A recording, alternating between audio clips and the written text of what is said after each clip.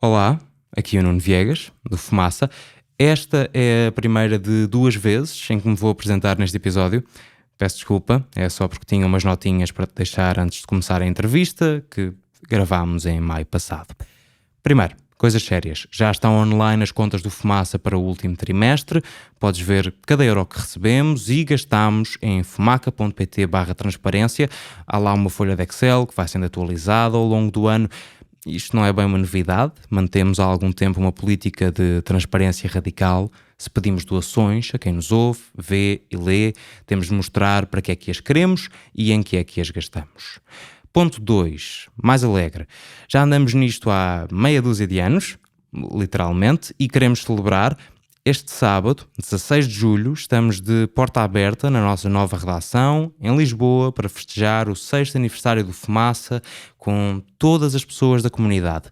Se já tens uma contribuição mensal, podes vir entre as 2 e as 7 da tarde. Há comes, bebes e tempos para conversarmos sobre o que nos apetecer. Se ainda não pertence à comunidade, vais a tempo de me vires dizer em pessoa aquilo de que não gostares neste episódio. É ir a fumaca.pt/contribuir, também entras nas nossas contas do próximo trimestre. E agora vou dizer o meu nome outra vez e apresentar a entrevistada de hoje, Sara Hyde. Até já.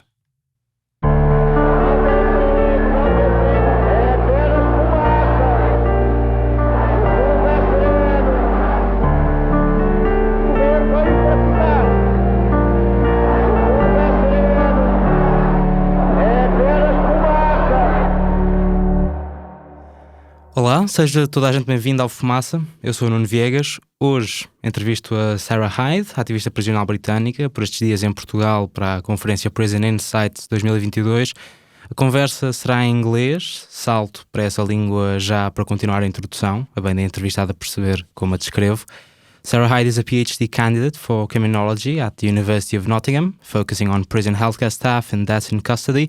Over the past decade, she's been heavily involved in community activism around the penal system. Sara sat on a Ministry of Justice Advisory Board, offered criminal justice consultancy under the Justice Collective, and worked as a counsellor and group work facilitator at the largest women's prison in Western Europe, Holloway, which has since been shut down, as well as working with inmates after release. She is also the chair of the executive committee of the Fabian Women's Network and is an elected council for Islington with the Labour Party. I left many things out of that introduction and I hope I pronounced everything correctly. You do have a long CV, Sara. My apologies. And My apologies. You did great. I'd like to start off with the most broad question possible. In historical and in theoretical terms, and then get into the practical and break down specific aspects of the prison system. So, why do we lock people up? That is a good question. And even having worked in and around prisons since 2008, I'm not sure I can answer it because I don't know if we have had that debate as a society. I don't know. I mean, there are many reasons that we kind of do, in fact, but how did this all start and why do we persist in doing it when we have such high recidivism rates and such terrible outcomes for people in prison and after prison? Why do we lock people up? I think, well, you asked a bit about the history, so maybe I should start there. I mean, we see the use of prison in some of the kind of, you know, the old historical manuscripts. Joseph in the Torah in the Old Testament is thrown in prison. You know, it's something that's been around for thousands and thousands of years. But how we end up with this current system, the current kind of Western prison system, you can trace some of its roots back through the debtors' prisons of the 18th century and through the 19th century when, sadly, lots of the prisons we have today in England and Wales were built in the 19th century and use that kind of Jeremy Bentham's panopticon model. The Lisbon Central Prison is built in the same model. Yeah, exactly. I mean that is enduring, isn't it? And this very like physical, punitive aspect of punishment, which Foucault's Discipline and Punish opens with a kind of description of like a public dismembering. And sometimes I think we have advanced and we have moved on from the kind of 18th and 19th century's views of prison and punishment. And other times I think we haven't at all, because although we don't have the death penalty in England and we don't do public flogging or dismembering, I think arguably psychologically we still pillory people. The UK does have a policy of publishing the photos of convicted criminals and their names, doesn't it? Oh, yeah. And we call them all kinds of things, not just by the names they were given at birth. And and long after release, people are Googled and publicly shamed in a variety of ways, even if they are living like incredibly law-abiding and lives that are giving back or trying to, make the world a better place. So I think although we have stopped those physical practices, they're still kind of represented in how we regard people in prison and how we treat them. And we had a very modest number of people in prison compared to what we have today, even 30 years ago, actually, kind of up till the early 90s. And during the 90s, governments of both left and right wing in England and Wales introduced private prisons. They promoted them, and the prison population has just increased exponentially. So it's now double what it was. Sentences are getting longer. That's a bit of a random skip through selected history of prison in England and Wales. Yeah. And I'm unaware at any point, even when we were introducing private prisons, that there was ever a nuanced or evidence-based debate about what are we doing? It's like we've got schools, we've got hospitals, we've got prisons. Next. Yeah. Because what are they for? Like, I know what a hospital is for, I know what a school is for, but we don't even agree on whether prison is the punishment or prison is for punishment. That was my follow-up question. Okay, amazing. Which is, putting aside its effectiveness and even the sincerity of its theoretical pillars, what's the stated goal of prison? I mean, what is it for? Yeah, the prison service has a plaque up in every prison with its kind of stated goal on, which I would have to look up. I'm not going to try and repeat it verbatim because I'll get it wrong. But that isn't. The Ministry of Justice advisory panel that I sat on was around for the recruitment of magistrates. So they're people that sit in the lower court with less sentencing powers. Everyone has to go to magistrates first, and then I think it's about 10% of cases are referred to the Crown Court. So violent offences, murders, they go to Crown Court. But magistrates are dealing with the majority of people who drive too fast, through to some stealing and some common assault, things like that. But we used to ask magistrates, that was often something that we would ask people about, like what's the purpose? What's the purpose of prison? And there wasn't a right answer to that, but the diversity of responses that we gave, and this is for people who are really interested in the justice system, just demonstrated there's an absolute lack of consensus, there's a lack of nuance, there's a lack of debate. I mean, what should it be for? Different question. If you are designing it purely for rehabilitation, what would it look? If you agree that the punishment is the deprivation of liberty, then that's a completely different starting point to you're in prison and now we punish you.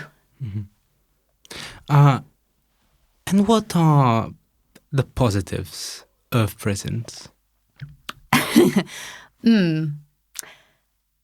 So, well, I'm not going to say that there are none, because that would be untrue. The prisons as they are today in England and Wales, I don't think are really doing much good at all.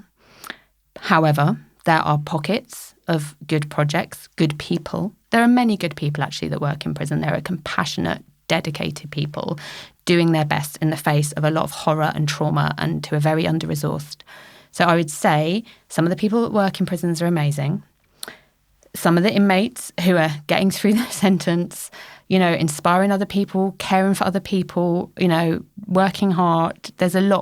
You meet a lot of very inspiring people. But obviously a lot of that work could be done in a better setting.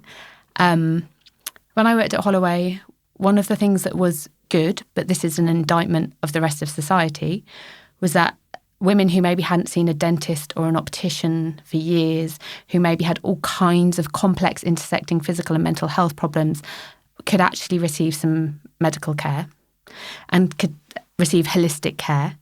And maybe their substance misuse worker could talk to their psychiatrist, could talk to their, dentist or whoever it was about the impact of heroin on their teeth.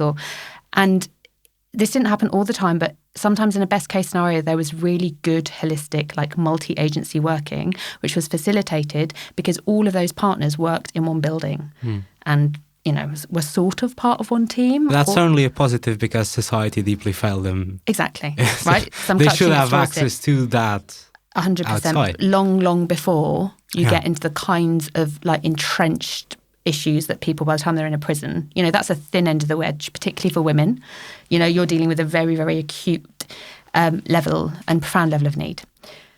So, and I have heard people say, that prison sometimes was a rest for them because, again, life outside was mad. It was full of abuse, it was full of drugs, it was full of prostitution, or like all myriad things. And actually prison was a rest. And prison was 3 meals a day, however nutritionally questionable, but it's a bed and it's 3 meals a day. But it's also sharing a cell with somebody that maybe did something that is intolerable to you. It's having no control over when you shower, no control over what you eat, not being able to call your kids. The kind of range of damage just can't be offset by those small kind of good things. I hesitate to even call them good things. If they didn't get 3 meals a day in the bed, there wouldn't be prisons as much as death camps. Yeah. So I follow your hesitation on putting that on the pro column. Yeah. Are prisons built primarily to be mechanisms of social control? Yeah, I think they are. So we've had a few prisons in the last decade that have been built in England and Wales. They're built to be mechanisms of social control as constant surveillance. And they're all being built with finance in mind very much. Because the other thing about old prisons, they're not just rat infested, they're expensive, they're falling apart, the maintenance contracts, everything else, but they won't shut them. They would just much rather have people living in those kind of degrading and inhumane conditions. So when they build the new prisons, I'm thinking of places like HMP Oakwood and HMP Bowen, the one in Wrexham, HMP 5 Wells. The newer prisons, they are often looking at what is the... When Oakwood opened in, I think it was 2012, it used to be called HMP Jokewood, and they were looking for... they were doing a benchmarking exercise nationwide, and they were like, right, per capita, how much does the prison place cost? And how can we say Oakwood's a shining example of, can we incarcerate people for like £12,000 a year rather than at the time it was about £54,000 a year per person, I believe. And I understand now it's more like £45,000 a year per person. And they've done that through systematic cuts to staff, building these mega prisons, which again, all research tells us you want small local units, not 3,000 person out of town prisons. So I think it is very much about social control, and it's doing it at the lowest price. So then you're not thinking about what is the impact of this social control more broad. It's a cheap way to demonstrate state power.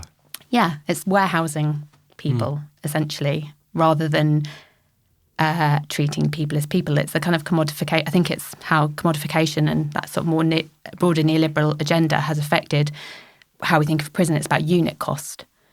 And so how can we separate the bad people, quote unquote, that's not how I would call them, but the bad people at the cheapest possible rate with like no consideration for the kind of, the onward impact. And if you just want to take the purely financial argument, the fact that if you actually invested properly in services and people, that it probably long term would also save you money. But the kind of austerity agenda didn't allow for any of that kind of thinking. I'd like to get into the effects of it now and not think about financing and how much it would cost. So in a 2017 study, the Very Institute of Justice, an NGO that advocates for the end of mass incarceration, found that in the United States of America, jailing more people had, and I'm quoting, a marginal to zero impact on crime. In some examples, though, data actually show the higher incarceration rate can lead to an increase in crime. A 1983 study of crime rates in England and Wales found lower imprisonment rates have no impact on the level of public safety. Yeah. Don't prisons make us safer? I mean, for the most part, no. For the most part, no. We had in the UK, similarly, the National Audit Office also did a study that found that the crime rate bore no relation to the incarceration rate. And as I said, we've seen a doubling in the incarceration rate over about the last 30 or so years. So we don't have to, it's not difficult for us to do those sums because we've had such an exponential rise in the number of people in prison. You know, I'm not daft. If somebody's done something profoundly wrong and profoundly damaging, then of course there needs to be a separation from day-to-day life. There needs to be a sanction. That something needs to happen. Society can't function unless we reckon, you know, with these difficult things. But there is so much evidence to suggest that particularly when it's low-level offences, you know, like over 80% of women are incarcerated for non-violent offences. And with men, it's about 70%. It's not even that different. Do you know what I mean? It's like the damage that's done when somebody goes into prison and they lose their house and they can't see their children and they lose their job and then they go to prison where, you know, quite often people tell me they learn how to do crime more effectively, better, brilliant, where there's a rife, you know, drug problems are rife. They're known as crime schools. Crime schools, exactly. Spice, you know, all the stuff that's going on there. And the underinvestment, and to expect people to come out the other side. I mean, there are lots of charities, there are lots of NGOs in there, and as I said, there's lots of individuals doing good work. But to just expect a spell in a place like that to just do abstractly somehow, like what's going to come through the walls through osmosis, that people are going to be rehabilitated and pop out the other side as good. I'm like, I don't understand. I just sort of think, if you met people, I don't know if you know about people, you know, and what people need to thrive. And I'm a big believer in that kind of Maslow's hierarchy of needs, which just starts with like food, water, shelter, and then feeling safe. And prisons, I'm not even sure we're kind of on the bottom tier. And things like self-actualization in Maslow's hierarchy of needs are right up the top after quite a lot of other work's gone on. And really, that's sort of what we're saying to people in prison. You need to pop out and be law-abiding without really understanding what led them to commit crime in the first place. Yeah. So your point is prisons don't reduce crime? They do in the immediate sense of that person isn't then able to go to Iceland and shoplift or a supermarket and shoplift, but it does nothing to tackle any of the root causes and very little to help people shift and change. And the evidence just isn't there to support a big and growing prison population to drive down crime. I mean, there's all kinds of graphs. I know this is audio, but you can, you know, sometimes the visual representation of the kind of prison numbers and the crime rates are absolutely fascinating. And with how disparate they are. They're going in different directions. So I was looking at a study earlier, and it's a study about long-term prisoners, so people that are given sentences of 20 years or more. And let me get this right. Between 2009 and 2019, 4 times as many people got a 20-year plus sentence, and there was a 44% decrease in serious crime. So they're not exactly the same correlation because serious crime is a broader category, but there was a 44% decrease in serious crime at the time that we've now incarcerated 4 times more people for over 20 years. So we're not, you know, it's not proportionate, and it doesn't follow that just because our prisons are getting fuller, we've got more crime. We've actually got less crime, but we're still filling up our prisons. Yeah. So we're not filling our prisons because they work and because we've got a bigger crime problem. That's to do with, you know, laws and sentencing. Sure. But let's assume that actual incarceration isn't diminishing crime rates, that, you know, as the Varia Institute states, 75 to 100% of decreases in violent crime in the US can be explained by factors other than penal policy, such as increased wages, increased employment, increased law enforcement personnel. Even then, isn't it logical to believe that the threat of prison, the threat of state power and imprisonment, inhibits a substantial amount of criminality from taking place? I don't know what the evidence is for that. So I don't know what the public attitudinal kind of surveys would tell us about that. But I do know that for some of the people I met and for some of the things that are driving crime, so addiction, when you're off your face and robbing so that you can stay off your face, who cares how long you're going to get? It's not when you're terrified and in a gang and you're carrying a knife or knives because of your own deep fear and myriad other circumstances. It's not a deterrent to you that you can get 4 years in the UK just for carrying that knife. That's not a meaningful deterrent. Like, meaningful work there is youth work and how are we in this position that you can't leave your postcode, or, and like deep addressing childhood trauma type work and heavier sentencing. I don't think that translates. It might do for some people and for a section of society, but then there's a kind of section of other people that the causes of their offending is such it bears very little relation to, well, I'm not going to do that because I might get that kind of sanction. Deterrents only work if there's at least a modicum of free will. Free will as in there's not such a pressure to, there's a context that leads you to that way. Yeah, and all kinds of people have got no idea what sentences are. I do a bit of the kind of attitudinal survey work that the Sentencing Council did have shown that people assume that our sentences are more punitive than they are, but they also think public attitudes show that people think we should have less punitive sentences. Actually, when you say to them, for this offence, what would you give people? And they always underestimate what it should be. But that doesn't come across, in the kind of broader media. And I just think, I can't remember the statistic now, but there's a huge amount of offending that happens while people are drunk and things like that. And it's just not, do you know what I mean? There's something about the whole system that is dehumanising, and the act of many, many, many crimes is profoundly dehumanising. So it's like not connected to rationality and like, I won't do X and Y because it might hurt another human and that will mean this longer sentence. It's some other place, really. Mm-hmm. In the United Kingdom, 75% of inmates go back to prison within 9 years of release. In the United States of America, 75% of prisoners go back to jail within 5 years of release. Wow. We don't have official data in Portugal, but the Portuguese ombudsperson, the Provedoria de Justiça, said back in 2003 that the reincarceration rate was about 50%. In what way do prisons rehabilitate the people we lock inside them? Wow. So, I feel like I need to take a moment with those figures because that's really powerful, because I don't know if I've ever seen those cumulative figures. They're very keen on like this year, 54% of people at this age, but over 9 years, 75%. That is mind-blowing, hey?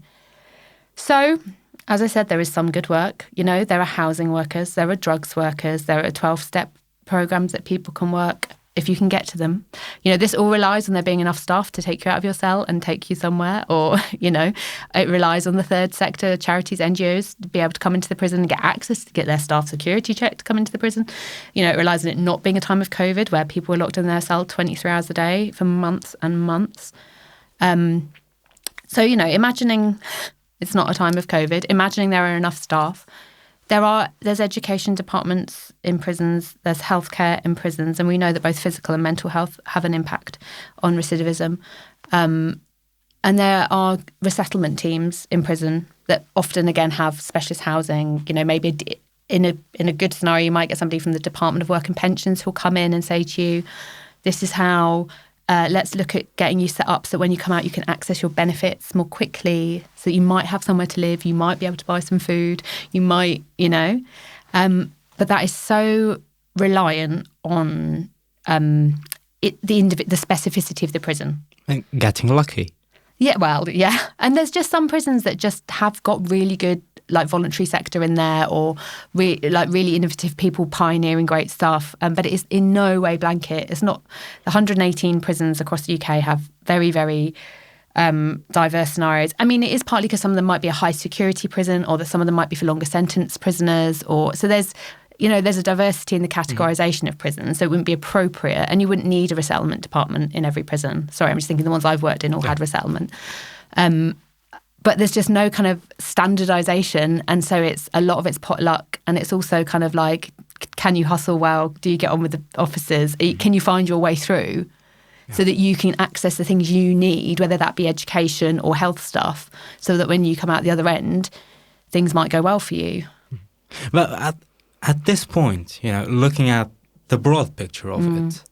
Do prisons rehabilitate people? Because if you went to the hospital and the death rate on treating the flu was 75%, you wouldn't say the hospital heals people. People just die in there. So can we at all say it works? I mean, I know some extraordinary individuals that have come out the other side of prison and now do incredible things with their lives, you know, running organisations, helping other people. And so they came out the other side of a prison experience, I'm going to say, quote, unquote, rehabilitated. But did the prison do that? I'm not so sure. I think that's down to their personal tenacity. So some people rehabilitate themselves within a prison, but the system itself isn't built for. I feel like despite, they did it despite. It was in no way an enabling environment. But again, I say that, but I am aware I don't want to do down the work of something like a 12-step program might be really powerful and somebody might finally. But you can get into a 12-step program without prison. No, 100%. 100%. I mean, 100%. But do you see what I mean? I'm just aware of some colleagues doing some like profoundly life-changing work in prisons, and I don't want to just rubbish that. Yeah. Well, but not putting that aside, I'd like to. And you touched on this this morning when you spoke at Prison Insights. My question is, are prisons built to appease those who remain free rather than to help those whose liberty they limit? Yeah, I mean, who are they built for? I don't even know, because I think, they're partly built, I think, to appease, in England and Wales, a kind of imaginary voter, a vengeful voter. It's always quite a politically, tricky topic. And that's what I mean about when you get into some of the research about people's actual attitudes towards things like sentence length. People aren't as punitive as some parts of our mainstream media would make out. And I sort of think, gosh, are these being built to satisfy the worst excesses of the right-wing parts of our media? And actually, which of the citizens do want this, keep building? And when you explain to people like, oh, we've got twice as many people in prison now as we had 30 years ago, people are genuinely surprised. And then they almost always say, what, because there's more crime? Do you know people aren't stupid? And I think sometimes politicians and the media might treat, there's a weird manipulation, and the media will say, oh, we're just reflecting what our readers want. And it's like, no, you're stoking fear rather than trying to share stories from inside, promote understanding, talk about the reality of crime or the reality of some of the people who are committing these crimes. It's very kind of fear-mongering. And so I think, why are we building these? And why in a country where we have all these crumbling Victorian prisons, 175-year-old Pentonville prison, when we're building new prisons, we're not then saying, oh, we'll close this rat-infested, crumbling one. We just keep going. Just expanding capacity. And it feels like we're going in that direction that the United States is going in, where that kind of penal industrial complex is so clearly linked to profit, and driving the, we need more jobs in this area, and so we need more incarceration capacity so we can incarcerate more people for jobs and for our shareholders. And it can feel like that is the direction of travel, and we're building prisons for shareholders, actually, and local economy arguments, when you're like, really, is this the best we can do to invigorate a local economy? Really, a prison? That's a sad indictment of our imagination and our, ability to deal with other societal issues. Yeah, so I sort of wonder, are we building prisons for shareholders and for some imaginary public that the right-wing press claim are out there? You touched on this before. The Council of Europe annual penal statistics for last year puts the median ratio of inmates per staff at 1.5 incarcerated people for every staff member. Yeah. And that's a tricky number to point down of what's staff, what are we counting here. But that's the exact number for England and Wales. Portugal is the 10th worst out of the 49 countries analysed. We have 1.9 inmates per staff member. What's the impact of understaffing on rehabilitation?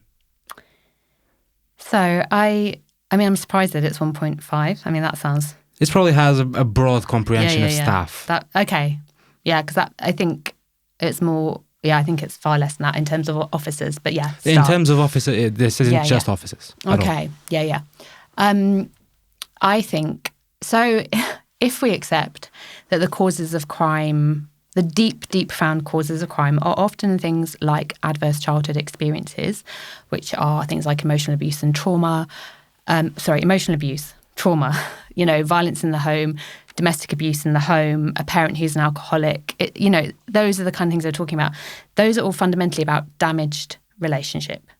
Okay, sorry, this is a slightly long-winded answer, but that is fundamentally about damaged relationship and then as a child not having your needs met because your relationships were so damaged you weren't able to thrive as you would wish a child to do so. And then you probably end up in relationships with institutions as well who then don't, either in the care system or, in kind of pupil referral units we have when people are excluded from mainstream school. Things like that again, are damaging really to your sense of relationship. So fast forward to then somebody being in prison. For me, I can't overestimate how powerful a relationship with somebody in authority that is positive can be. That is powerful in terms of rehabilitation or habilitation even. Because lots of the women I worked with had just not experienced another adult treating them with dignity, treating them with respect. So we used to talk a lot about trying to have a reparative attachment because the kind of childhood attachments had been so damaged and so broken. And so just to say to somebody I'm going to turn up every week at this time because you're worth it. And, I care about you. I care about what happens to you.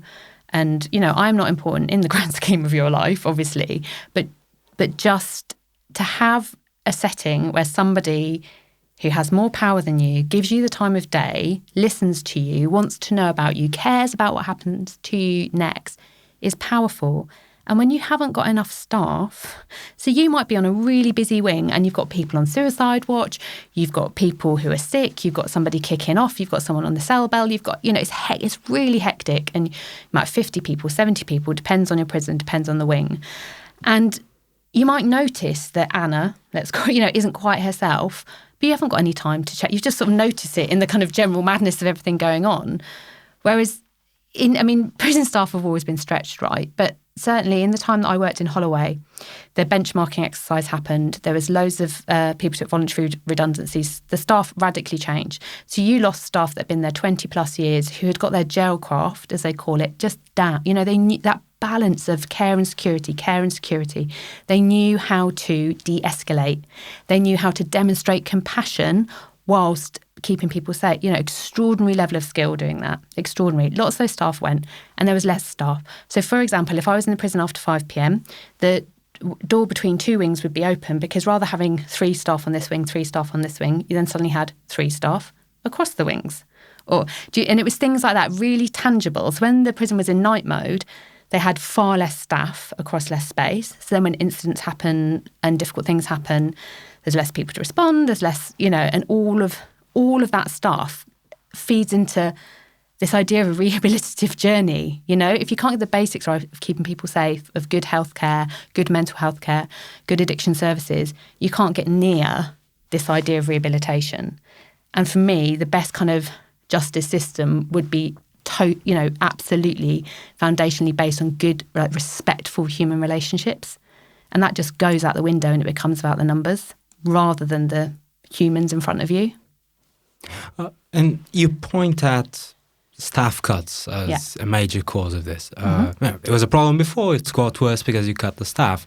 But looking at the opposite end of the spectrum, couldn't prisons, by sharply reducing incarceration rates, address the same issue? So if you had much less prisoners and the same number of staff, we could get to a rehabilitation point. Yeah, and there's a lot of just ineffective short sentences, like what you can lose in 3 months in prison is like your whole life, basically, your job, family relationships, your home. And lots of people that get in those kind of sentences could as easily have a more effective community treatment order or something like that, addressing, sometimes they come with an addiction stipulate, there are different kinds of community treatment orders, service orders that magistrates can hand out. And Yeah, and it just that would be a very easy place to start. We've mostly done that in Portugal. Prison excellent. sentences under 3 years are suspended unless 3 you years. commit a crime again. So if Yeah. you commit a crime again, you go That's a in, suspended but sentence. anything under 3 years Yeah. is a suspended sentence. Gosh, and has that made a big difference to the population? To the prison population, no, it rose. Oh, okay. Wow. But do you think? I wonder if your sentences just thought, oh, well, we better give everyone 3.5 years now rather than 3 months. The major issue is there's a large percentage of the population that is in for drug offences, and drug offences are 3 to 5 years. Okay, I see. So they are still getting the most people that would get suspended sentences aren't the people that are mostly getting convicted anyway. Okay, I see. Yeah, I think and this is the kind of territory you think, if you really want to shift the argument, it's like, what is the evidence? What is the evidence? And the evidence is that short sentences do not work, and they destroy people's the social networks, the things that stop you from reoffending, like your home, your job. We know that these they absolutely reduce reoffending. And when you stick someone inside for 3 months, 6 months, that all falls apart. Whereas if you could have given them a community order, I'm not saying everyone can just walk around doing whatever they like with no sanction. I'm not saying that at all. But again, it's like, get to the heart of the matter.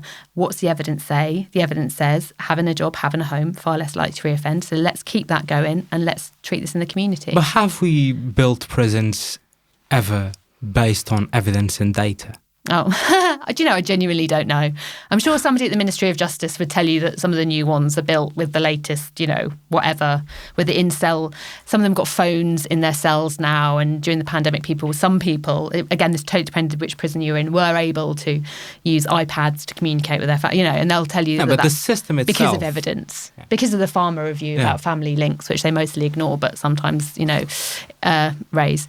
But, but I mean, I really don't know. But that is a good question.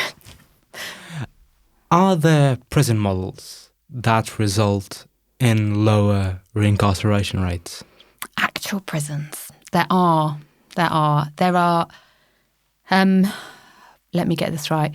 I'm a big fan of HMP Grendon, which is a therapeutic prison in the UK, in England, that I think has about a 20% reoffending rate, last time I looked. How do they do that? Well, there's a couple of things. And we have to be real about this, because you're not going to get what we would call a Category B local prison, which is it's not high security, it's one down, where you're going to have a high churn of in and out.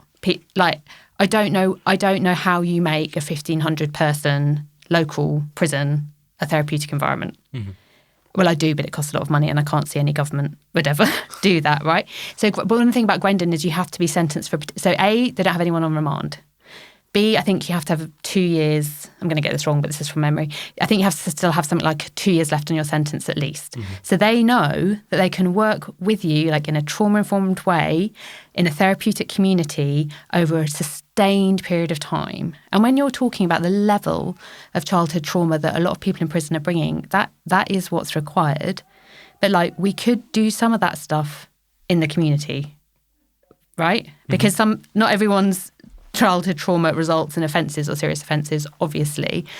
But why do we have to get to the stage of it being a prison therapeutic community when actually lots of people would be better off in addiction services, or in mental health institutions? I'll let you jump into that in a sec. But I'd like to know, what's the prison population there? Oh, I can't remember off the top of my head. I'm going to say 500. Okay. I'm possibly making that up. It might be less. That's still large, isn't it? I'm going to have to look that up. You generally advocate for smaller prisons. Absolutely. What's the benefit of it? Smaller prisons? Yeah. It's less like being a tiny, invisible, insignificant number in a massive machine that has no humanity. There's just something dehumanising about the whole system. You get a number right from the get-go. There you are. Where there's no humanity in that, and being kept with 1,800 other people, sometimes 2 or 3 in a room designed for one person, that it just strips out the humanity. And it's harder to tailor anything, but when you've got a specific category prison, a smaller prison, a more settled prison population, so I'm talking about somewhere like Grendon where the people are there for a long time, you're able to respond, I think, to the need in front of you in a way that you're just not when you're talking about high numbers and high turnover. One of the other prisons that does often come out quite well is a place called Warren Hill, and I think there's about 350 people there. There's Alison Liebling and colleagues at Cambridge do a quality of prison life study, and Warren Hill comes out well. But again, that is a prison that has got no remand. It's a stable population. It's people with longer sentences. So there's just you're just starting from a different point. But what I guess I'm interested in is if we have to have prisons, which, or have to use prisons in the way that we use them at the moment, what can we learn from these what does the kind of remand prison version of that look like? What's realistic about what we can do with somebody that we don't know how long they're going to be here, and all the kind of things with remand or people getting transferred, things like that. But I think ideally there would be a far more therapeutic approach that got into the causes of this stuff. And do community measures, so temporary releases, flexible sentences, home arrests, community services, do those options work better than prisons? Yeah, the evidence for community, there's a variety. You've just alluded to some of them. There's a variety of evidence. And it's not like, they work 100% of the time. There's no reoffending. Obviously not. But there is a far better, there's evidence for them working better. But there's been a study recently that because of all the cuts to probation, often people get a community option when there's been a pre-sentence report. And there's far less pre-sentence reports being done. So then people are far less likely to get a community option. And you get into this kind of vicious cycle. But I think there's plenty of offences that are suited to, they've started using these kind of alcohol dermal bracelets as well, that abstinence bracelets, through to the tags or other kind of thing, which maybe in some other universe, we might not use those either. But I just think all of those things allow you to potentially keep your job, maintain your family relationships and your home, versus a system that takes all that away. If those models exist, and they're generally much cheaper than having someone cheaper. in prison, and they are more effective, why don't we pursue them? I think it's about the political will, because I think people in wider society often just don't know about the evidence for what drives crime, what reduces crime. And a lot of our penal policy is done on feelings, and politicians who want to win elections have to pay attention to what they perceive to be public feeling. And it's not necessarily... But the public feeling is constructive. Yeah, and it's not necessarily expedient for politicians to spend lots of time really understanding what the public think about particular issues. And so I think it's very difficult, because all of this is also happening in this wider context of where we are culturally and as a society. And I do think we are more aligned to some of the American cultural norms and perhaps to some of the rest of Europe, particularly with our departure from the EU, particularly with the Prime Minister we've got at the moment being, some people call him our Donald Trump, things like that. That gives you the context that we're working in, the kind of limitations in a way. And so if you're trying to shift culture, shift the dial, and really help educate people a bit, bring people with you a bit, say, actually, this does matter to everybody in society because, your taxes are paying for it, or you're living in fear of X, Y, and Z, but actually, statistically, it's very unlikely to happen. And did you know that? But it's like, how can we have those individual conversations and get kind of cultural change and get stories out there of people's lives and how people have changed and overcome, incredible disadvantage? How do we educate the public, I guess, so that then the media, politicians, etc., the people who could make quite different laws are able to think, I could consider that. Because I feel a bit like we're locked in a bit of a vicious circle. Because that feels like a cop-out, doesn't it? Yeah, the public doesn't know about it, so now I have to make terrible laws. I do. I think that we need some bold vision, some bold ideas, and find ways to tell those stories. Stories are powerful. Stories are powerful. And sometimes there'll be a film, there'll be something on television, and people will message me and they'll say, oh my goodness, did you see X? I didn't realise it was like that in prison. And you're sort of thinking, well, sort of isn't. But often those are the things that people very rarely say to me, oh, I read a research paper and now I think completely differently about sentencing, or what, It's stories, it's humanity, it's when it touches our lives, it's restorative justice programs, it's things, just finding those points of connection, which is why the kind of atomization of society is so dangerous anyway. But just, listening to somebody else's story, connecting as humans, I think that's the kind of powerful. And that's a very unsatisfactory answer to your big picture question, but I'm like, it's sort of one person at a time. Yeah. Do you believe in the notion of criminals as a category of people? Do you know what? I don't. I really don't. Even people that have done some of the worst imaginable things, they have other parts in their identity. They have other words that describe them. They might be a mother, they're someone's brother. They might have been a teacher. They might be really witty, really kind, or capable of great kindness. And and I think this is one of the struggles of being human, is acknowledging within ourselves, within myself, there's the capacity for great kindness, sure, but I have the capacity also for great evil. But I wouldn't want to be known forever by the thing that I did on my worst day and have everything else about me overlooked because of one thing. But that's very difficult, because when we're talking about the serious end of things, the incredibly serious end of things, the devastation that those kind of crimes cause, you can't deny that.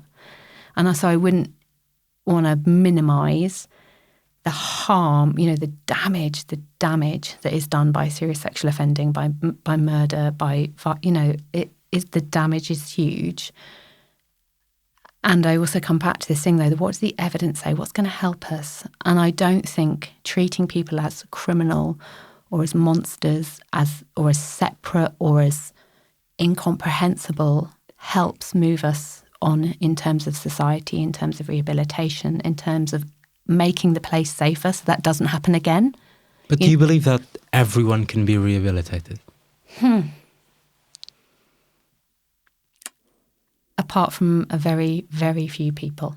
But there are a few people who you think can't be. It's not that they can't be. I think some people are so profoundly ill. Or some people who are offending later on in their lives, the damage in their belief systems and everything is so deep. I guess I would never say never, but I think in reality there are a handful of people kicking around where it's very hard yards to see how that's going to turn out. And I'm not talking about they're going to be released and do all sorts of awful things, but I'm talking about those attitudes or those deep, deep beliefs, the impact of deep, deep trauma. I'm an optimist, so I would never say never, but I do think there's a handful where, Allow me to make the populist argument here. Please. How can you rehabilitate, for example, Emma Tustin and Thomas Hughes, who were convicted in the UK for torturing and murdering their 6-year-old son? Oh gosh, that case, yeah. Yeah, I had to Google it. I'm not very well aware of what crime. I've got young children, and that really, that's heavy. I mean, it's heavy, heavy stuff. But if we incarcerate people who've done things like that and throw away the key and never look at them again, what are they? They're just going to rot and die, in which case, okay. So this comes back to your earlier points. We haven't got the death penalty, right? But so if we literally do nothing and just let somebody die, that's kind of the death penalty. So assuming that person's going to come back out into society at some point again, well, what are we doing? How do we? Surely we should be doing everything we can so that can never happen again, and it should never be. They should never be able to perpetrate that again. But I don't think that equals locking them up, throwing away the key, because why? I mean, I read a bit about that case, but I found I could barely read the details because it was so distressing. And there's been a couple of cases in the UK in the last year, like a little girl called Star as well as Arthur, that have just you can barely read them. You can barely get through reading them. But I think it's important as somebody that cares about these things to understand what we're talking about so I don't get in my ivory tower and, so I'm real about the impact of these crimes. But in somewhere, it was two people that did that. Mm-hmm. It was two human beings that did that. And I believe that they are capable of change. And I don't know them. I don't know how they got into the place or I just don't know how they got into getting their heads around all of that. They probably didn't. That's the whole thing. It's a dehumanising crime, isn't it? That level of systematic, ongoing child abuse of your own child in one person's case there. But they are still humans, and we have to understand that those very, very damaged people then went on to damage somebody else to the point where he died. And it's like, we've got to grapple with that as a civilised society. We've all agreed that we're not doing death penalty. We're not doing public decapitations anymore. We don't do that. So what do we do? And how do you reintroduce them to society after 20 years, after 10 years? Yeah, with great care. And again, ideally, having had intensive therapeutic work to understand what the actual, how on earth did that happen? Mm-hmm. For them personally and individually as responsible actors, how did that happen? How are they living with themselves? I think that was one of the really interesting things for me when I worked in prisons. Lots of the people I worked with talked about the difficulty with reconciling themselves with their offence and what they had done.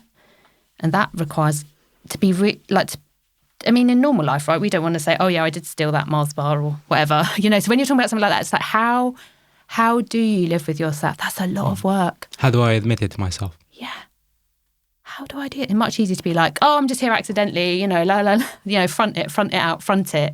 How can we all find a place of honesty within ourselves about the things we've done wrong in our lives, whether they are minor misdemeanours or illegal or through to the very heavy end? And how do we make that an acceptable part of who I am, of my humanity? I think that's a really big question for us when we're reckoning with this stuff. 8 out of every 10 Portuguese prisoners haven't graduated high school. Wow. 6 out of 10 worked low-skill and low-wage jobs before being arrested. In the United Kingdom, there are 80% more crimes registered in low-income neighbourhoods than in rich areas. Do poor people just commit more crimes? No. No, they don't. I was like, gosh, that's really interesting, isn't it? Because I always thought you just go and rob stuff from the nice areas. But obviously that's just one kind of crime. Yeah. No, poverty, well, there's a couple of things. Like, there's more crime often in low-income neighbourhoods because poverty, there's a connection. We know there's correlation, I should say, rather, between poverty and crime. And class and crime, and not because people from particular backgrounds are more predisposed to criminality or anything nonsense like that. It's also about how you are treated by the system, and if the way that the justice system in its broadest sense and law enforcement agents treat someone who's street homeless with a 10 bag of crack on them compared to how they treat somebody who's running a business in the city with a gram of coke. People aren't treated with an even hand either. So we criminalise people in different situations. Is it just easier to police, arrest and prosecute poor people? It probably is. I don't know the evidence for that, but in terms of some of the things that I've seen, just in terms of who's going to defend you in the court, right? Have you got some incredible barrister, the best money can buy for some very minor offence, but because you've got money or your family knows somebody and they'll do you a favour, you've got this incredible barrister who, the magistrate or the jury don't stand a chance against? Or have you got the duty solicitor who's paid an absolute pittance going all over the country to magistrates' courts, barely has time to read your notes before getting up to defend you, and that's not, those individuals are amazing. It's not to do with their level of skill, it's to do with their workload and the pressures on them. who's gonna get the better outcome there? So there's a way in which kind of class and privilege and money play through the whole system. Similarly, when you get out, it's like, my dad's going to put me in a flat for the next 6 months while I get on my feet. Great for that individual, but that isn't most people's experience. Most people come out 56 quid, nowhere to live, no job. Or, my mum's got a mate who will have me in a bakery so I can start to get something on my CV. Or, all of that social capital has an impact. So it's kind of through the whole system, not just at the point where I haven't got enough money to feed my kids, especially at the moment in the UK, what's going on with our cost of living crisis. But I met women in prison frequently who are there for shoplifting to feed their children. And you just think, we're one of the richest countries in the world and people are literally shoplifting to feed their children. Have we criminalised poverty? Yeah, to a large extent. To a large extent, yeah. And it's kind of horrifying and terrifying, and all the indicators for things like child poverty in the UK are going the wrong way, and the cost of living crisis, and that's why it's so kind of terrifying. The National Institute of Justice, part of the US government, has found that the children of incarcerated people are more likely to experience psychological strain, antisocial behavior, suspension or expulsion from school, economic hardship, and criminal activity. When we jail a parent, are we pushing a family into a generational cycle of incarceration? Yeah, I mean, there's a lot of evidence for this. I mean, absolutely devastating evidence for this across the piece, in the UK, it was estimated for a long time that on any given day, I think it was 108,000 children had a parent in prison. But then there was a recent piece of work in 2019 by Crest Advisory, and they found, using very robust methodology, that it was more like 312,000 children, a year. So it wasn't on any given day, it was a slightly different metric. But 312,000 children a year had a parent in prison. And I know across the EU, what they're called? The European Children of Prisoners Europe, estimated it was 800,000 on any given day. 800,000 children EU-wide had a parent in prison. And again, the Sentencing Project in the States, they reckon 2.7 million children on any given day had an incarcerated parent. And that is breathtaking.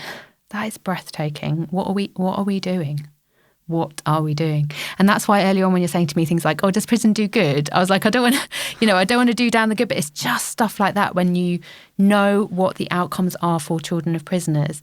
And now, having nieces and nephews and being a parent, I'm here, I'm away from my kids for 2 nights of my own volition, having this incredible privilege to come and, do this talking thing at this conference. And I'm still a bit like, 2 nights without my kids. And I'm like, it blows my mind that we do this all the time.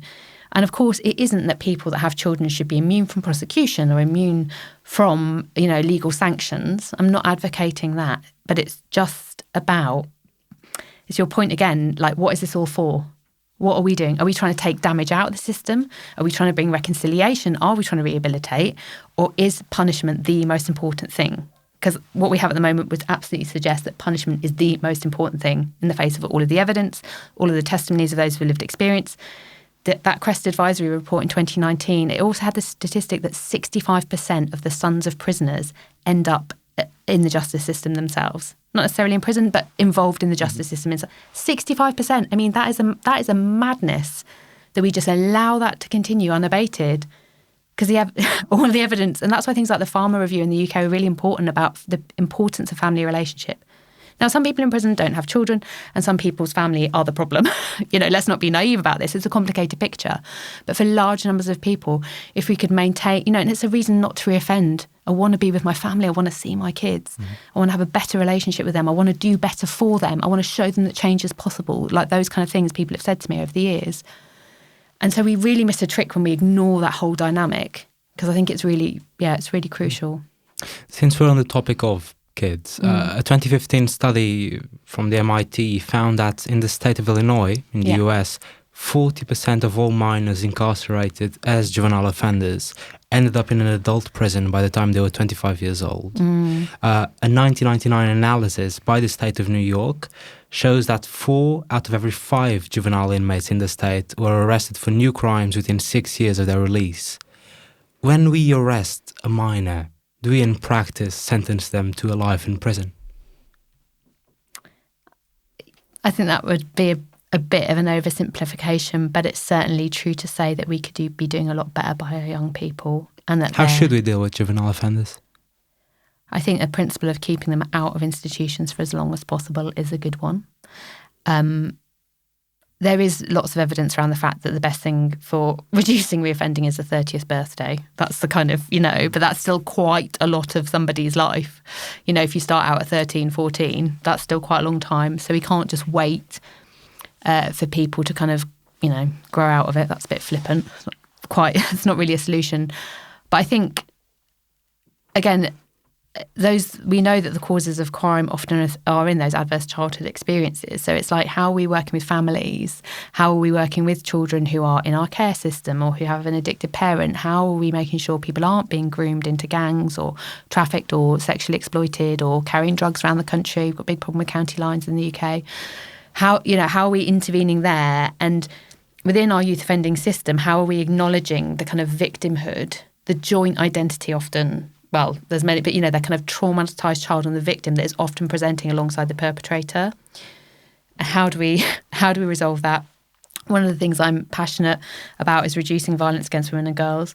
And in particular, I mention this now because in my local authority, there was a time where all of our kind of high prolific perpetrators in the youth offending team, the thing they had in common wasn't ethnicity or class or, it was that they had all grown up in a home with domestic violence, all of them.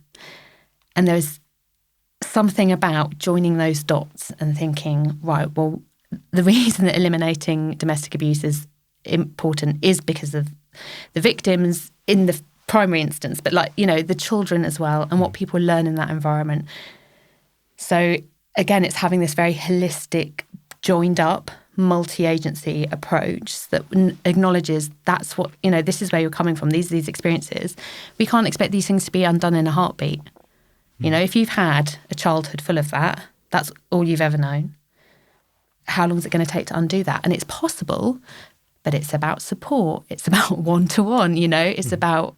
It's about everything we talked about. Yeah, exactly. And that takes time and it costs money. But once people are in the system, sure, it's hard to get them out. And there's a very direct link in the UK between school exclusion and incarceration.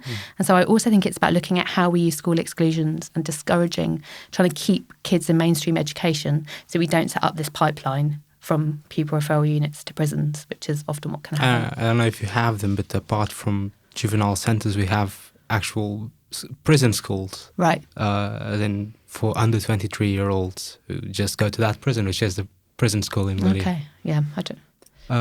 In the United Kingdom, a report from last year found that 45% of adults in prisons have anxiety or depression, 8% have a diagnosis of psychosis, and 60% have experienced a traumatic brain injury.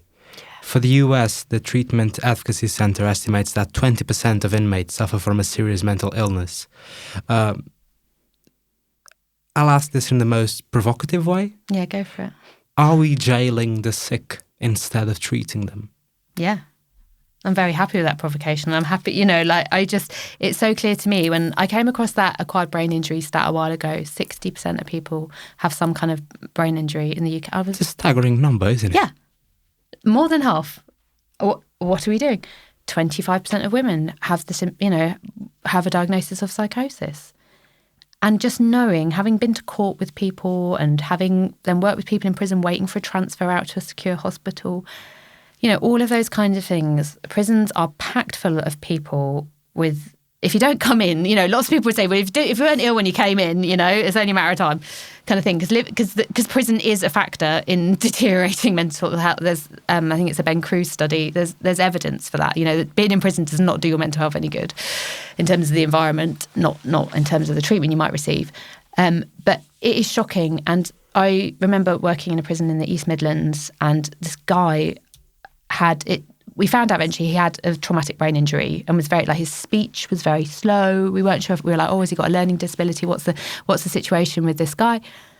And he'd had this car crash and he had this traumatic brain injury. So he had kind of very low IQ, slow speech, all the rest of it. And when we were like, why is this guy here? And the governor who was looking after us, because we were in doing workshops, I didn't work there long term, said, oh, it's £125,000 a year at the secure hospital down the road. So, I mean, he'll just do a sentence here because we're about 25 grand a year. And I was like, oh, that blew my mind. I just thought, how many people are in our system and they are being looked after, if you want to call it that, or they're being held where they are because it's just too expensive. It's so much cheaper for someone to be in prison. Mm-hmm. And then in the case of people that have got profound and enduring mental illness and should be in a secure hospital, people can't get transferred out of prison. You know, like, even when the prison, everyone in the system has agreed that you should not be there, which is a very, very high threshold. Actually trying to get transferred out is, it takes forever. No one meets any of the targets, and that's if you can get that agreement in the first place, which you really can't always get. And then you've got the more anxiety and depression end of thing, which can be, debilitating for some people, but that's barely the tip of the iceberg when you're talking about mental health stuff in prisons. And what's the connection between mental health and criminality and incarceration? Oh, gosh. I feel like that's the subject of a whole thesis, but maybe I should just tell you some stories of some of the people I work with. For some people who are maybe experiencing psychosis and things like that, voices might be telling you, to pull out your own veins or to hurt somebody in your family, or, and that's not rational. That's not sane. Those actions are then not the actions of a sane and well person, So I think some of the violent stuff is so deeply connected. I feel like I don't even know how to answer this question. I need about 3 hours. Yeah, and a lot of the people I worked with had a kind of dual diagnosis situation where their traumatic and difficult life experiences had led them to misuse substances, and they were incredibly depressed. And you see a connection between addiction and criminality as well. Yeah, 100%. And they were kind of locked into this, I don't know where my terrible mental health and my addiction, I don't know where one begins and the other one ends, and to sustain my addiction I'm doing crime, but it's because I was raped repeatedly by my father, it's because and I'm trying to block that out with the heroin because that's an opiate, it's a painkiller, and that means I can stay alive, but I've got to rob this stuff so I can stay alive so I can get heroin, or for example. Mm-hmm. Do you know what I mean? It's that kind of stuff. And the rates of self-harm and suicide in prisons also kind of testify to the terrible state of people's mental health in there. We can go straight into that. Yeah. The suicide rate of prisoners in England and Wales per 10,000 people is 8.6. That's above the European median, which is 5.7. It's well below the Portuguese suicide rate in prison, which is 18.4. Gosh. For comparison's sake, the suicide rate in Europe for everyone is 1.3 per 10,000 people. Yeah. Why do so many prisoners take their own lives? It's grim in there.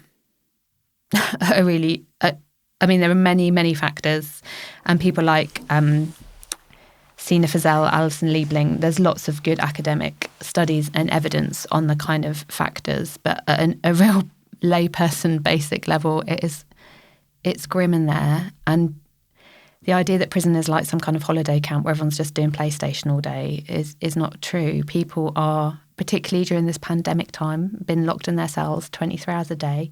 You might be locked in with someone you don't like, or somebody who is insane, or somebody, all these kind of things. Or completely alone, which is also... Or, sometimes you're kept alone for those. If you're an arsonist, they won't let you share a cell, so you're on your own, and then you're locked in at 23 hours a day, that kind of thing. And so little control over the times you get up, the times you go to bed, what you wear, what you eat, the things that we take for granted, the pants you wear, the shampoo you can get, I don't know, everything is limited, everything. And then you can't bear the pain of seeing your children, or your brother dies and it was sudden and you couldn't get there. And can you get the permissions to get to the funeral because you had a fight last week? So I don't even know if I can get out to my own brother's funeral. That's it. the things that create that despair, as well as the profound mental health stuff, as well as family relationships, people that breaking down over sentence lengths, as well as sometimes there's a kind of contagion, there might be a spate of suicides, as well as the fact that we're in these Victorian prisons with ligature points, as many as you could wish for. The architecture is not, we do have a limited number of things like safe cells, but some prisons are just, you can take not suicide proof at all. Not remotely. Although there's been some excellent innovation with a kind of zero suicide approach in HMP Liverpool. And again, I'm aware of pockets there are of exceptions. Good practice. Yeah, but it is... But in general, do you find that prisons have any capacity to deal with suicide risk factors? They're managing, and this is something that comes up in my research, and I was involved in some ombudsman research as well, is that prisons are preventing way more suicides than are completed. They are keeping people alive with their reduced staff numbers, with their limited resources, with the crappy architecture that's basically, ligature paradise. They are still managing, hard-working, dedicated staff are still managing to prevent a number. But people still die by suicide in these crazy numbers in our prisons because of the overcrowding, because of the understaffing. And you can't be as effective in prevention when there's just less of you. If you've got 6 people on your wing on an act, which is what you open when somebody's suicidal, and you allocate, and people sometimes people really, really, really do want to kill themselves. And I've heard stories of people storing spare clothes to then make it look like they were in their bed asleep because they were on observation, and then they've killed themselves in a dark corner of the cell, and the person looking in because they could see a lump in the bed thought they were so there are things like that. But for some people how can you can't always ascribe intent in the case of a suicide, obviously, because you can't ask the person, but the resourcing thing is massive, and prisons do keep a lot of people alive and intervene and perform CPR on people and cut people down on an incredibly regular basis. So the attempted suicide rate is much higher. Significantly higher. Than the actual suicide rate. Higher. Which then leads me to asking even more vehemently, is prison a risk factor? So being jailed... Yeah. It's a risk. It's absolutely a risk factor. And there's a lot of academic evidence that would support that incarceration itself is a risk factor because of the level of despair. For all of those, there are many. There's a brilliant Prison Reform Trust paper that was produced with the Prisoner Policy Network that Lucy Wainwright led on about despair, about prisoner despair, and then also the impact of when somebody in prison dies and the impact on the other prisoners. And you can see how those cycles happen. And this is why, things like, why do we incarcerate people? There's a lot of research as well around people dying by suicide on their first night or in that very early part of a sentence because everything is too much. There are certain windows we might know of, but I guess essentially it comes down to despair. The mortality rate per 10,000 inmates in Portugal was 65.7 in 2020. That's well above the European median, 28.6, still below the 77.5 in England and Wales. Why do so many people die in prison? Yeah, well, aside from the people that die by suicide, which is devastating and should not happen, and devastating for their families, we have this curious category of natural cause deaths. And what is abundantly clear is people don't necessarily receive parity of care. They're meant to receive parity of healthcare with that in the community. But meaning that they have equal access to healthcare as if they were free. Absolutely. But people find a lump and they can't get a standard GP's, appointment free. So this morning I talked about Long Lartin in prison where there was a year wait to see a GP, to see a general practitioner doctor. And so what if you find a lump, who do you go to? How do you get a referral? We have a national bowel cancer screening programme In the UK, I think it's for people over 65. How's that running in your prison? Are you hitting your targets with that, or is that tricky for you to manage? Because again, that's going to rely on staff, numbers of people to do it, numbers of people to see you and refer you. What kind of food do we feed people in our prisons? Is that helping people that have maybe got high cholesterol, or is it just the cheapest stuff we can funnel into them? So there's this huge range of factors, a lot of which is about access, actually. A lot of it is about access to screening and healthcare. But there's a wider variety of factors that determine those so-called natural cause deaths. And I think because we've had such a problem with suicide, there hasn't been a particular interrogation in England and Wales about the high levels of natural cause death. Now, sometimes you read a PPO report, Prison and Probation Ombudsman, report, and you think, yeah, this person was 79 or 89, whatever, and they might have been in a prison with lots of older prisoners. They might have had really good end-of-life care, and you think, well, I think that's as it was, and that does happen. But there are a whole chunk of other natural cause deaths where you think that's untimely, and why weren't they screened? Why weren't they referred out? Why, So there's a lot of questions even over those natural cause deaths that really the number should be far lower. Do you believe in a world without prisons? Wow. I certainly believe in a world without prisons as we have them today. The damaging, massive societal dustbins that we call prison today. Do I believe in a world without prisons? Because as Foucault would say, you quoted him earlier, prisons are inherently unfair. Yeah, and they just create so much damage. It's very difficult because I'm intensely pragmatic.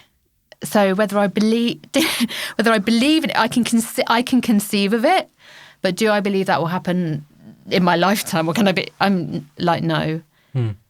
You wouldn't consider yourself an abolitionist? Almost, but not quite. Almost, but not quite. Almost, but not quite. I have Why? Lots of amazing abolitionist friends. I think I don't know what we do about all the people that are incarcerated now in an abolitionist paradigm. And I can hear them all tearing their hair out now as I'm even saying this. They're like, Sara, we've talked about this. This isn't how it works. But I think where we are culturally, and again, it's that broad cultural picture, being led by Trump and Boris Johnson, and where I see abolition sitting, that is not a journey I think we can go on in my lifetime. I wish I didn't feel that were true, but with all my heart, I feel that's true. And I want to do what I can to alleviate the damage that crime causes to everybody, perpetrators and victims and the wider circle, to alleviate the damage in my lifetime. And if we could even set off on the journey towards abolition, I might be able to conceive of it in a more contemporary way. But I feel like we're not even on the first step of that journey. So until we hit the first step, I'm going to keep plugging away over here to try and make things better for all those people that are in the system. And it isn't either or. I know it's both and. I can really hear some of my friends tearing their hair out at the moment. But and I would push you on. Yeah, go for it. You can use that exact same argument to do nothing about climate change. Yeah, the culture isn't there. We need the oil. Boris Johnson and Donald Trump aren't really into it. I think that there has been a reckoning with climate stuff in the last 5 years, and I do think public opinion has shifted. And that's why I'm pushing you on it, because why wouldn't there be a reckoning with prisons? I will let people continue to try and bring that about. I'm happy for, I've been to abolitionist conferences, and I think I believe in a microscopic prison estate with prisons that aren't really prisons, but like small custodial units that is much more integrated within the community. But I just don't even know how we, I don't even know how we get there. That way.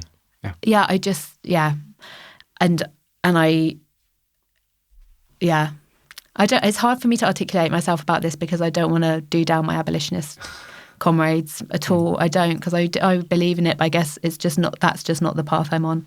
Okay. Thank you, Sara.